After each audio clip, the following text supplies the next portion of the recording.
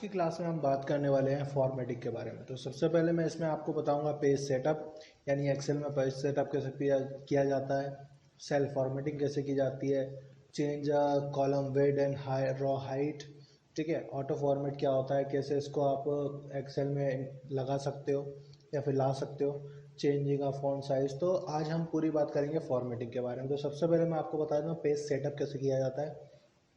तो page setup करने के लिए आपको सबसे पहले जाना होगा पेज लेआउट व्यू में। एक्सेल के पेज लेआउट व्यू में आप जाएंगे तो यहाँ आपको पेज सेटअप से रिलेटेड कुछ चीज़ें मिल जाएगी, ठीक है। तो सबसे पहले मैं आपको बता रहा हूँ कि पेज सेटअप के लिए क्या क्या चीज़ें मेन होती हैं। मार्जिन, ओरिएंटेशन और साइज़। प्रिंट एरिया एक ऐसा ऑप्शन रहता है जो हमारी मर्ज़ी के अकॉर्डिंग काम करता है। अगर हम सेट करना चाहें तो सेट कर सकते हैं, नहीं करना चाहें तो पूरा पेज तो प्रिंट होगा ही होगा, ठीक है। तो सबसे पहले पेज सेटअप करने के लिए हमें चाहिए होता है मार्जिन। तो मार्जिन मैं आपको दिखा देता हूँ, इसको पहले पेज लेआउट में ले आता हूँ मैं, ताकि आपको समझ में आ जाएगा मार्जिन कैसे काम कर रहा है। तो ठीक है,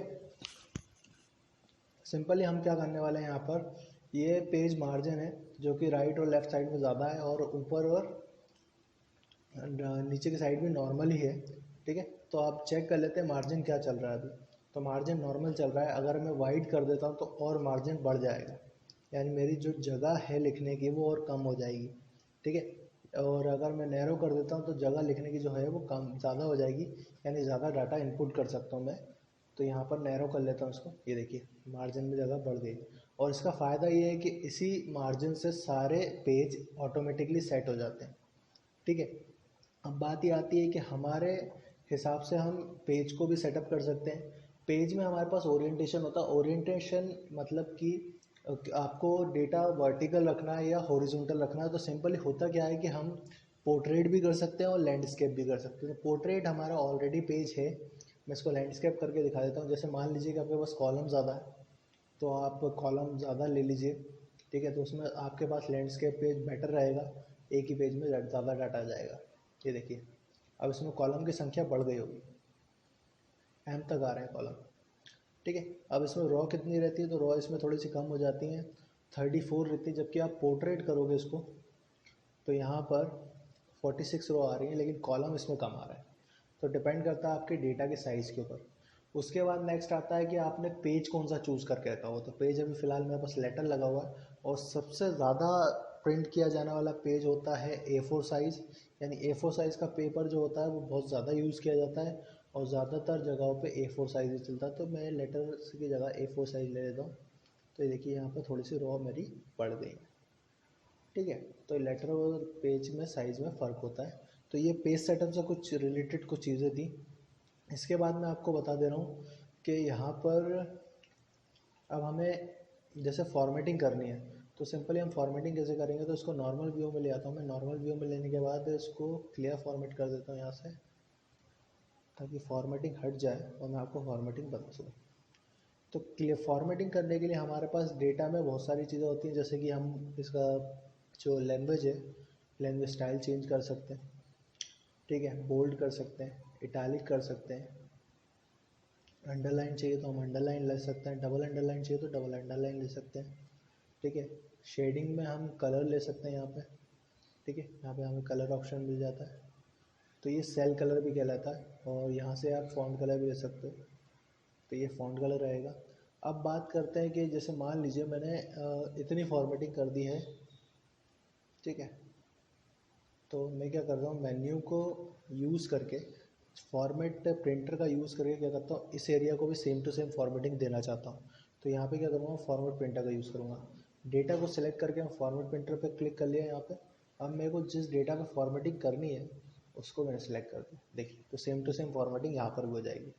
अब बात करते हैं कि अगर हमें डेटा राइट, लेफ़्ट और सेंटर लेके आना हो, लेकिन उससे पहले मैं आपको बताना चाहूँगा कि कॉलम के विड्थ और हाइट कैसे बढ़ा सकते हो। दो तरीके हैं। पहला तरीका आप खुद से ऐसे कर सकते हो, कॉलम की विड्थ बढ़ जाएगी। अगर आप रो की हाइट बढ़ाना चाहते हो तो रो की हाइट भी बढ़ा सकते हो, कुछ इस तरीके से। अब मैं आपको बताता हूँ कि मैनुअल तरीका क्या रहता है। तो मैनुअल तरीका ये रहता है, रो की हाइट, अभी इतनी रो की हाइट है। अगर आप नॉर्मल रो की हाइट देखोगे तो ये रही नॉर्मल रो की हाइट, यहाँ से आप नॉर्मल रो की हाइट देखोगे तो 21 आ रही है, ठीक है। इसकी भी थोड़ी सी हाइट बढ़ी है, क्यों? क्योंकि हमने यहाँ से सेल का साइज़ थोड़ा सा बढ़ाया। फॉन्ट साइज़ भी बढ़ा सकते हो, फॉन्ट साइज़ भी कम कर सकते हो, ठीक है। तो इस तरीके से आप रो की हाइट भी बढ़ा सकते हो। आप कॉलम की वेट कैसे बढ़ाओगे? तो कॉलम की वेट के लिए यहाँ पे ऑप्शन होता है। वैसे तो डिफ़ॉल्ट जो होती है रो की हाइट 15 होती है और कॉलम की वेट होती है 8.43, ठीक है। अभी हाइट रो की हाइट जो वेट है वो बढ़ी हुई है, ठीक है। तो इस तरीके से आप बढ़ा सकते हो। अब मैं आपको बताता हूँ कि अगर आपको डेटा को सेंटर में रखना हो या राइट लेफ्ट में रखना हो तो कैसे रखोगे। तो मैंने ये डेटा सेलेक्ट कर लिया। अभी जो डेटा है वो सेल के सेंटर में नहीं है, अभी लेफ्ट में है, ठीक है। अगर आप सेंटर में लाना चाहो सेंटर में आ जाएगा, राइट में लाना चाहो राइट में आ जाएगा। तो ये सेंटर में डेटा कुछ इस तरीके से आ जाएगा। अगर आप इसको मिडिल में बॉटम में रखने की जगह, सेल के बॉटम की जगह यहाँ पर अगर आपको मिडिल में रखना है तो आप मिडिल में रख सकते हो, ठीक है। और टॉप में रखना है तो टॉप पे रख सकते हो। याद रखिएगा नीचे की चीज़ों को इसलिए फ़र्क नहीं पड़ रहा है क्योंकि इनकी रो की हाइट नहीं बढ़ी है। अगर आप रो की हाइट बढ़ा दोगे तो आप देखोगे कि ये सेल के टॉप में ही है, ठीक है। तो ये ध्यान रखिएगा, अगर आप नॉर्मल व्यू पे या फिर नॉर्मल सेल में इसको यूज़ करोगे तो आपको फ़र्क नज़र नहीं आएगा, ठीक है।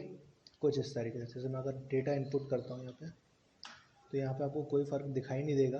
क्यों? क्योंकि यहाँ पे सेल का साइज़ वही है जो जिससे मतलब डेटा आपको दिखाई, मतलब कि अगर टॉप में है तो आपको पता नहीं पड़ेगा, बाकी एडिट हो रहा है, काम कर रहा है, ठीक है।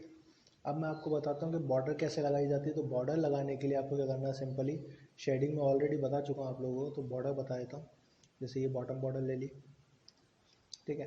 अब मैं टॉप बॉर्डर लगा दे रहा हूँ। मैं वन बाय वन करके एक बॉक्स बना ले रहा हूँ, लेफ़्ट और यहाँ पे राइट। तो यहाँ पे देखिए एक बॉक्स बन गया, ठीक है, बॉक्स बन गया। अब ये टॉप और जो लेफ़्ट की बॉर्डर आपको इसलिए नहीं दिखाई दे रही क्योंकि ये यहाँ पर अभी इस जगह पे है जहाँ पर वो हाइड हो जाती है। तो मैं आपको बता देता हूँ क्यों नहीं दिखाई दे रही है। यहाँ पे मैं कर्सर रखता हूँ, देखिए यहाँ पे आपको पूरी बॉर्डर दिखाई दे रही है, ठीक है। अब मैं चाहता हूँ कि ये जो सेल्स हैं इनके बीच में बॉर्डर आ जाए, तो आपके पास ऑप्शन रहता है ऑल बॉर्डर का। तो यहाँ से आप क्या करोगे, ऑल बॉर्डर सेलेक्ट कर लोगे। ये देखिए ऑल बॉर्डर हो गए। यहाँ से ऑल बॉर्डर करने के बाद एक ऑप्शन होता है इसके अंदर नो बॉर्डर का, तो आप नो बॉर्डर भी कर सकते हो। यहाँ से पूरी बॉर्डर हट जाएगी। और नेक्स्ट ऑप्शन होता है आपके पास ड्रॉ बॉर्डर का, क्या यहाँ से आप बॉर्डर ड्रॉ भी कर सकते हो खुद से, ठीक है। आपको कितने सेल्स बनाने हैं, क्या बनाना है, कोई रिपोर्ट बनानी है, आप यहाँ से आप खुद से बना सकते हो। तो इसमें आपको कोई प्रॉब्लम नहीं आएगी, ठीक है। तो मैंने कुछ ऑप्शंस बताने थे, जैसे कि page setup, cell formatting, changing column width and row height.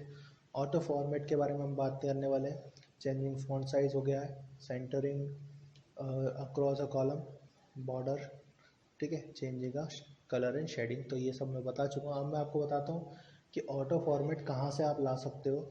ये अभी ऑटो फॉर्मेट क्या होता है, एक्सेल में ऑलरेडी आपको पता हो। ऑटो फॉर्मेट होता क्या है पहले वो मैं आपको बता देता हूँ, उसके बाद मैं आपको बताता हूँ कि ऑटो फॉर्मेट को लाते कैसे हैं। तो ऑटो फॉर्मेट होता क्या है ये बता देता हूँ। MS एक्सेल 2013 में वर्कशीट फॉर्मेट के काम को सरल बनाने का एक आसान तरीका ऑटो फॉर्मेट विकल्प का उपयोग कर रहा है। वर्कशीट को अच्छे लगने के लिए फॉर्मेटिंग नहीं की जाती। पृष्ठभूमि रंग, फ़ॉन्ट शैली, फ़ॉन्ट आकार और अन्य फॉर्मेटिंग विकल्पों की पसंद डेटा को पढ़ने में आसान बना देती है और स्प्रेडशीट में सबसे अधिक महत्वपूर्ण जानकारी देखना आसान होता है। एक्सेल में 17 ऑटो फॉर्मेट स्टाइल उपलब्ध नहीं है। स्टाइल्स 6 मुख्य फॉर्मेटिंग क्षेत्रों को प्रभावित करती हैं। Number formatting, border, fonts, patterns, background colour, alignment, column and row size. ये सब मैंने आपको बता दिया। अब मैं बताता हूँ ऑटो फॉर्मेट आता कहाँ से है। तो ऑटो फॉर्मेट लाने के लिए आप क्या करेंगे, आपको यहाँ दिखाई देगा कस्टमाइज कॉलर क्विक एक्सेस टूल बार। यहाँ पे आप जाएंगे और बोलेंगे मोर कमांड्स, ठीक है। मोर कमांड्स में जाने के बाद यहाँ पर आप जाएंगे, बोलेंगे ऑल कमांड्स। ऑल कमांड्स में जाने के बाद यहाँ पे आपको सिंपली ऑटो फॉर्मेट को ढूंढना है। जैसे आपको ऑटो फॉर्मेट मिल जाता है, जैसे